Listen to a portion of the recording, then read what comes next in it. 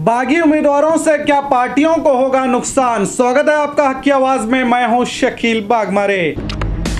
Bijapur corporation चुनाव के 35 वार्डों में कुल 358 उम्मीदवारों ने अपना नामपत्र दाखिल किया है, मगर 20 अक्टूबर को पता चलेगा कि इन 35 वार्डों में कुल कितने उम्मीदवार अपनी किस्मत आजमाने जा रहे हैं। जो भी हो, इस बार महानगर पालिका का चुनाव काफी जिद्दी वाला है। कई उम्मीदवार पार्टियों से नाराज होकर पार्टियों के खिलाफ खुलेआम बगावत कर रहे हैं। देखिए ये वीडियो। वार्ड नंबर 28 से हम लोग इंडिपेंडेंट कैंडिडेट को एक सिलेक्ट कर रहे हैं। आप 3 बार काउंसिल में रहे वालों को टिकट कट कर को 31 नंबर वार्ड के मेंबर को टिकट दी। बीजापुर की कांग्रेस जो है नहीं, लोगों को चेहरा देख को उनको टिकट दे रहे हैं। अब आने वाले दिनों में इसका कांग्रेस को फायदा होता नुकसान होता हमें दिखाते हैं। क्यों बोलो तो जब कांग्रेस के बड़े लीडर अगर अपनी ताकत दिखा रहे हैं तो आवाम वोट की ताकत दिखाती है। हमें जो है अपनी ताकत अपनी मेजॉरिटी इससे नहीं दिखाते, लोगों से हमें वोट से दिखाते हैं। और आने वाले दिनों में कांग्रेस इसका भुगतान जरूर करेगी। तो वार्ड नंबर 26 के जो बीजेपी के सक्रिय कार्यकर्ता थे, लेकिन आज वो भी टिकट से वंचित होने के बाद एक बंडाई अभ्यर्थी के पक्षेतर अभ्यर्थी के रूप में हमारे सामने है। सर क्या कहते हैं चाहिए? रविंद्र एक सक्रिय कार्यकर्ता है बीजेपी के, आपको टिकट से वंचित हुए आप, क्या कारण हो सकता है? कारण बहुत हो सकता है। किरण पाटिल को मिला है हमारे इसमें, वो भी कार्यकर्ता है जी। और 10-15 साल बाद हमारा एरिया जनरल हुआ है पहली बार। इस बार हम ट्राई कर रहे थे, सब लोग जाके मिले भी, हम को नहीं मिले, इसलिए हम लोग इंडिपेंडेंट ये कर रहे हैं वार्ड नंबर 26 से। देखेंगे हमारा समाज क्या कहते हैं, ठहरा करें। पार्टी के लीडर्स का क्या कहना है? पार्टी के लीडर से क्या नहीं मिला हमारा टिकट। हमारे कम्युनिटी के लोग हैं हमारे साथ, देखेंगे क्या होता है। जनरल हुआ है पहली बार आफ्टर 15 ईयर्स। इससे इतने साल SC ST सब थे, ये पहली बार जनरल हुआ है। Thank you. वार्ड नंबर 25 के उम्मीदवार नासिर नागरबुढ़िया जो हमारे भाई हैं, उन्होंने जब 7-10 साल से कांग्रेस में मेहनत की, कांग्रेस ने उनको टिकट नहीं दिया। नहीं देने से नाराज़गी जताते हुए आज जो है JDS से हमको कॉल आया है कि आपको हम टिकट देंगे, इसलिए हमने वहाँ पे गए और वहाँ पर जो फॉर्म फिलअप करके ZP ऑफिस हम आए हैं यहाँ पर और नॉमिनेशन भरने के लिए। वार्ड नंबर 25 से नासिर नागर। ನಾನು BJP ಆಕಾಂಕ್ಷಿ ಇದ್ದು ನಾನು ಟಿಕೆಟ್ ವಂಚಿತ ಆಗಿದ್ದ ಸಲುವಾಗಿ ನಾನು ಇವಾಗ ಪಕ್ಷೇತರ ಅಭ್ಯರ್ಥಿಯಾಗಿ ನಾಮಪತ್ರ ಸಲ್ಲಿಸಲಿಕ್ಕೆ ಬಂದಿದ್ದೇನೆ। ನಿಷ್ಠಾವಂತ ಕಾರ್ಯಕರ್ತ BJP। ನಾನು BJPನಲ್ಲಿ 15-20 ವರ್ಷದಿಂದ ಸದಾ ಕಾಲ ದುಡ್ಕೋತ ಬಂದಿದ್ರಿ, ಮತ್ತು ಇವಾಗ ರೀಸೆಂಟ್ಲಿ OBC ಮೋರ್ಚಾ ಉಪಾಧ್ಯಕ್ಷನೂ ಅದೀನಿ, ನಾನು ನಗರ ಮಂಡಳ ಉಪಾಧ್ಯಕ್ಷ ಅದೇನು ರೀ। ಅದ್ರ ಜೊತೆ ಸಮಾಜಿಕ ಸೇವೆ ತಿಳ್ಕೊಳ್ರಿ, 35 ನಂಬರ್ ಬಡವ್ರ ಜನಕ್ಕೆ ಕೆಲಸ ತಿಳ್ಕೊಳ್ರಿ, ಏನಾಗಲಿ ನಾನು ಅರ್ಧ ರಾತ್ರಿಯಲ್ಲಿ ಹೋಗಿ ಅವ್ರದ್ದು ಎಲ್ಲ ಸೇವಾ ಅದು ಮಾಡ್ಕೋತ ಬಂದೀನಿ ರೀ ಇನ್ನೂ ತನಕ। ಆದರೆ ಟಿಕೆಟ್ ವಂಚಿತನಾಗಿದ್ದಾಗ ಕಾರಣ ನನಗೆ ಗೊತ್ತಿಲ್ಲ, ಬೇರೆ ಉಣಿದವ್ರಿಗೆ ಟಿಕೆಟ್ ಕೊಟ್ಟಿದ್ದಾರೆ ಅವರು, ಉಣಿ ಬಿಟ್ಟು ಬೇರೆ ಉಣಿಯವ್ರಿಗೆ ಟಿಕೆಟ್ ಕೊಟ್ಟಾರೆ, ಅದು ಮೊದಲೇ ತಪ್ಪಾಗಿದೆ।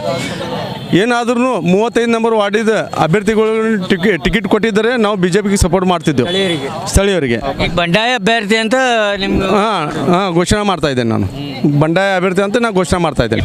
ಈ ಸಂದರ್ಭದಲ್ಲಿ ನಾನು ಹಲವಾರು ವರ್ಷದಿಂದ ನಾನು ಕಾಂಗ್ರೆಸ್ ಕಾರ್ಯಕರ್ತನಾಗಿ ಕೆಲಸ ಮಾಡಿದ್ದಿತ್ತು, ಆದ ಕಾರಣ ನಮ್ಮ ಕಾಂಗ್ರೆಸ್ಸು ಟಿಕೆಟು ನನ್ನ ಕೈ ತಪ್ಪಿ ಹೋಗಿದ್ದರೆ, ಅದಕ್ಕೋಸ್ಕರ ನಾನು ಈಗ ನನ್ನ ವಾರ್ಡಿನ ಜನ ಮತದಾರರು, ನನ್ನ ಅಣ್ಣ ತಮ್ಮಂದಿರು ಮತ್ತು ನನ್ನ ಅಕ್ಕಂಗಿಯರು ಆ ವಾರ್ಡ್ದ ಪರಿಸ್ಥಿತಿ ನೋಡಿ ನಾನು ಕಣಕ್ಕೆ ಇಳಿದಿದ್ದೆ।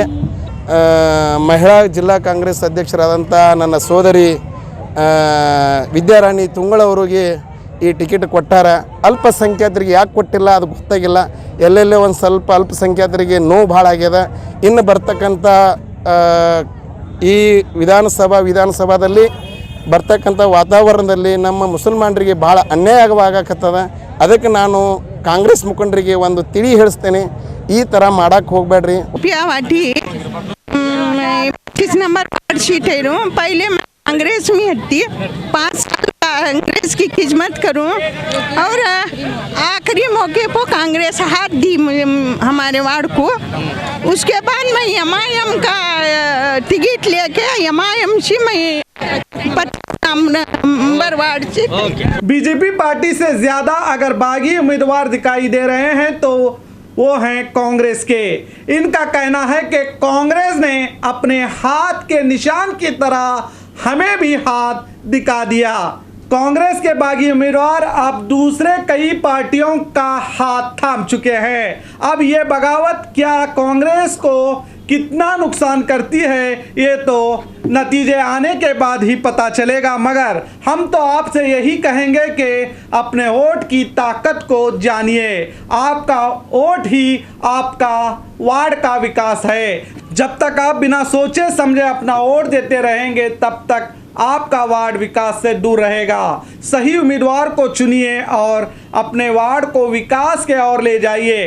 कुछ रुपए के लिए या किसी के कहने पर या किसी के डर से या किसी के धमकाने से अपने वोट का सौदा ना कीजिए।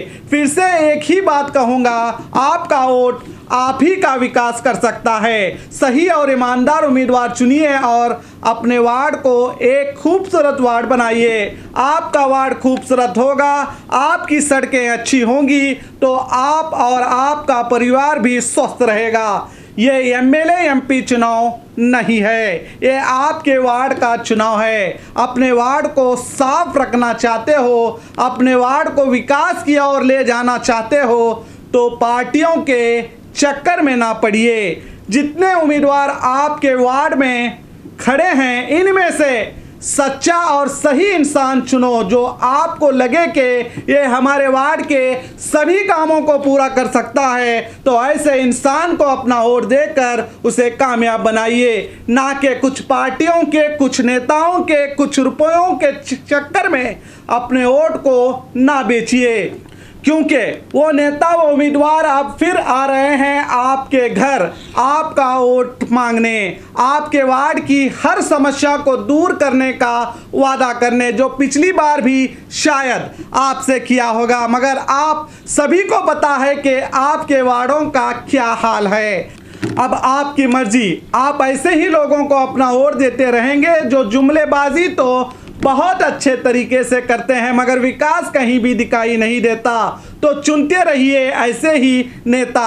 कौन मना करता है, क्योंकि वोट ही आपका है और आप ही इसके मालिक हैं और अधिकार भी आप ही का है। आंख बंद करके वोट दीजिए, हाँ, मगर वोट देने के बाद फिर से ये मत कहना कि हमारी सड़कें खराब हैं, हमारे रास्तों पर गंदा पानी बहते ही रहता है, बिजली के खंभे तो हैं मगर बिजली की लाइट कहीं दिखाई नहीं देती, कचरा तो हर तरफ बिखरा पड़ा है, क्योंकि उम्मीदवार तो आप ही ने चुना है। और ना ही हमें यानी मीडिया को भी मत बुलाइए, क्योंकि इसके जिम्मेदार भी तो आप ही हो।